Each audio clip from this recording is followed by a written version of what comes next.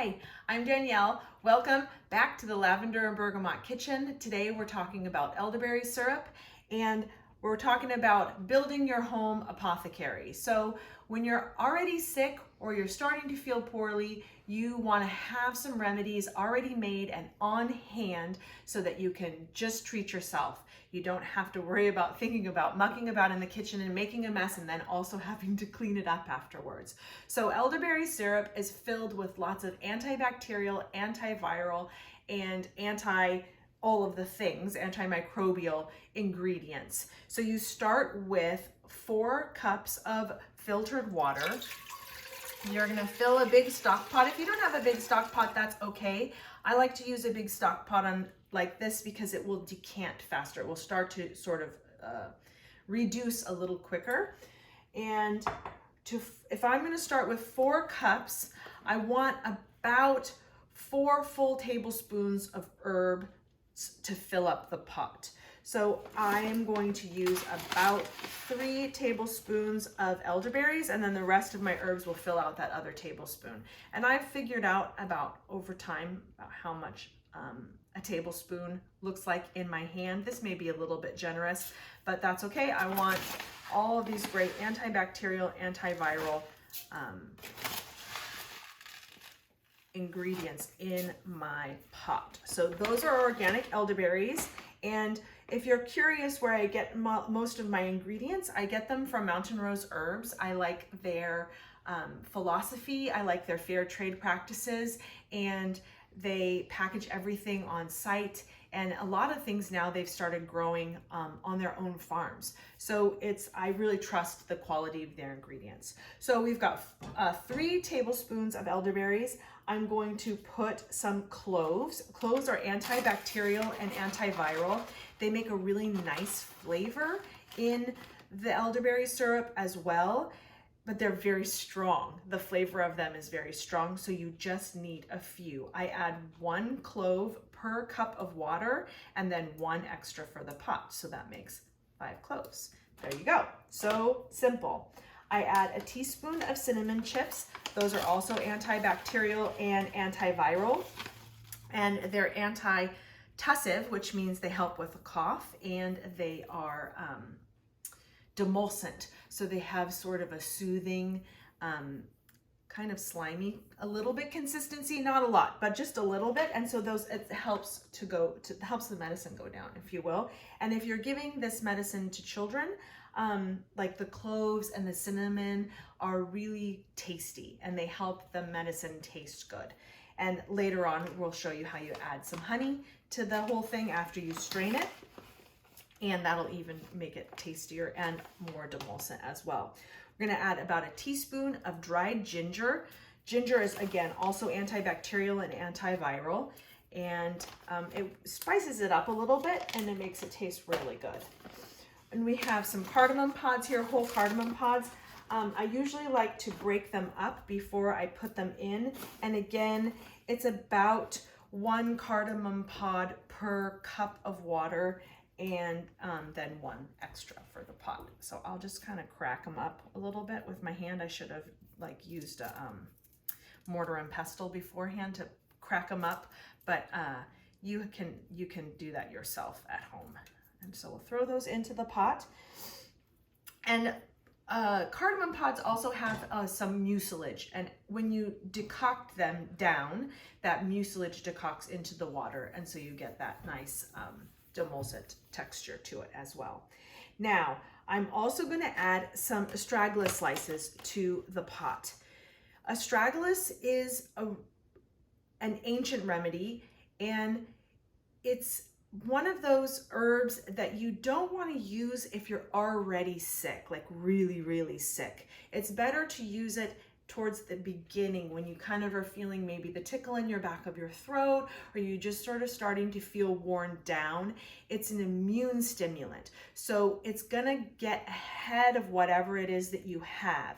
So think about if you're gonna add elderberry syrup or add astragalus to your elderberry syrup, think about it in the way that you're going to start using the elderberry syrup before you're actually sick. So it's sort of like a pre-game Does that make sense? I hope that makes sense. So these are really, they look sort of like these little tongue depressors. They're sort of little, they're very woody and thick. And pretty much everything I've added to this is also, you know, cinnamon and elderberries, ginger root. They're hard and they're brittle.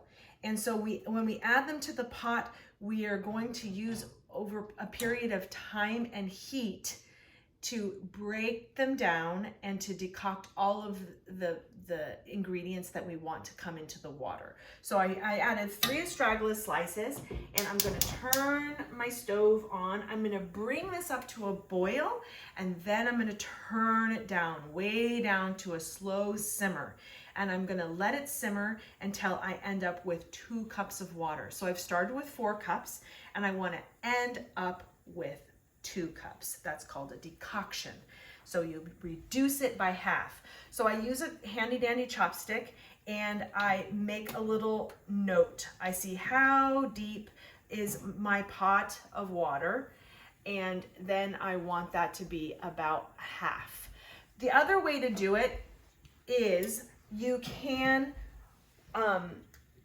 there'll be a line. I'll show you a little bit later, but when you come in to the pot a little bit later, the elderberries and everything as they decoct will kind of leave a ring around the inside of your pot. And so you can kind of also judge by that. It's not a perfect science. Nothing about home herbal healthcare is a perfect science, and that's what makes it so great, is that it's accessible for everyone. Everyone can do it at home themselves. So what I want to do here is just to give you a loose recipe. I want you to empower you to make this medicine yourself. We're going to come back in a little bit. I'm going to show you the decoction, what it looks like when it's cooked down. We'll strain it out. We'll add some honey, and then we're going to have a finished elderberry syrup to keep in the fridge for our home apothecary. Hang tight. We'll be right back. Hey, just wanting to give you a quick progress shot on the elderberry syrup. Can you see here at the edge of the pot this ring that's forming? As the ingredients are decocting down, they're going to leave this little ring, and that's going to give me a line to help me figure out, and here I can also use my chopstick though still to see the level of the water. So you can see how it's progressing. The ingredients are starting to decoct, and also wanting to show you that we are doing this particular herbal preparation with the lid off. I want this extra water to steam off so that I can decoct it down from 4 cups to 2. All right, we are back. We have decocted our elderberry syrup down to half, and now that I'm looking in the pot, I think we left it on the stove a little longer, and we've decocted it down more than half. I have a Pyrex here with a fine mesh strainer that I've lined with some cotton muslin. It's just organic cotton. It's like a fine weave, and it'll catch all of the little bits of herb here. But you can use a couple layers of cheesecloth. You could also just use the fine mesh strainer and dispense with this all together. So we're gonna strain it through and get all of the herbs out of there, and see, yeah, I think we left it on a little longer than we typically would, because I wanted to decoct it only by half. I started with 4 cups, and we ended up with about 1 cup. But what we have here is just some really super concentrated elderberry syrup. This is life, right? We go with the flow, as my mom would always say, such is life, Danielle. Yes, such is life. So we have a cup about of really concentrated elderberry syrup. I could add a little bit more water to it and reconstitute it, but it's not necessary. So I'm going to squeeze all of the goodness. That's the nice thing about using the muslin, is that I'm going to squeeze every little last bit of medicine out of those berries and those ginger roots and all the goodness, and set that aside. And we sweeten with honey. Raw honey is best, and if you would like, you could sweeten it with something else like agave syrup or something like that. I personally like the honey, and you add a half part, it's to taste. For my house and for my kids, they like a half part of honey. So because elderberries are tart and some of the other things we added are a little bit spicy, we are going to go ahead with about a half of a part. So if I've got a cup of honey, I'm gonna add about a half of a cup, a cup of syrup, I'm gonna add about a half of a cup of honey. And while the syrup is warm is when you would incorporate the honey in. That's the best time to do it. And you can rewarm it on the stove slightly if you need to get it to mix in. And then once you have it all mixed together, you bottle it up. Be sure to label it so when you stick it in the refrigerator, you don't forget. So the honey is a good preservative, but I find that unless you're gonna drink this really fast, that it's best to store it in the refrigerator so that it doesn't ferment or go bad on you. And the way you dose it is a tablespoon for an adult, and it's about a teaspoon for littles.